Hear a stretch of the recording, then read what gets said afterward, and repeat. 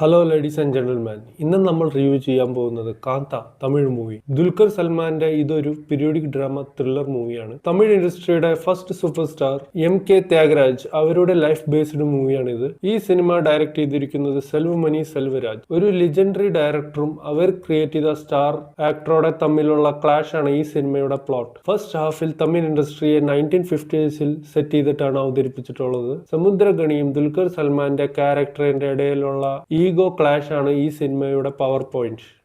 1950s കാലഘട്ടത്തിൽ create ചെയ്ത കഥയാണ് ഈ സിനിമയുടെ ഫസ്റ്റ് ഹാഫ്.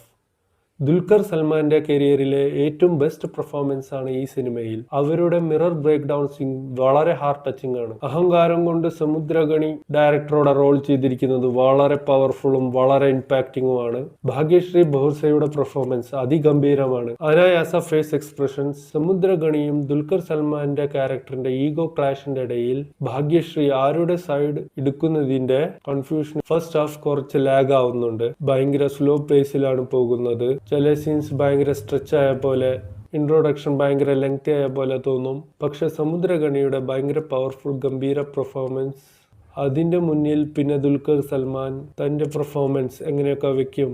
ആ ഒരു ഇൻട്രസ്റ്റിംഗ് ഫാക്ട് എൻഗേജ് ചെയ്യും സിനിമയിൽ. പക്ഷെ compare to first half, second half നന്നായിരിക്കുന്നു. സെക്കൻഡ് ഹാഫ് നല്ലൊരു ഫാസ്റ്റ് സ്പേസിൽ മൂവി ക്രൈം ത്രില്ലർ ഇൻവെസ്റ്റിഗേഷൻ രീതിയിൽ പോണു. റാണയുടെ കോമിക് ഇൻവെസ്റ്റിഗേഷൻ പെർഫോമൻസ് നന്നായിരിക്കുന്നു.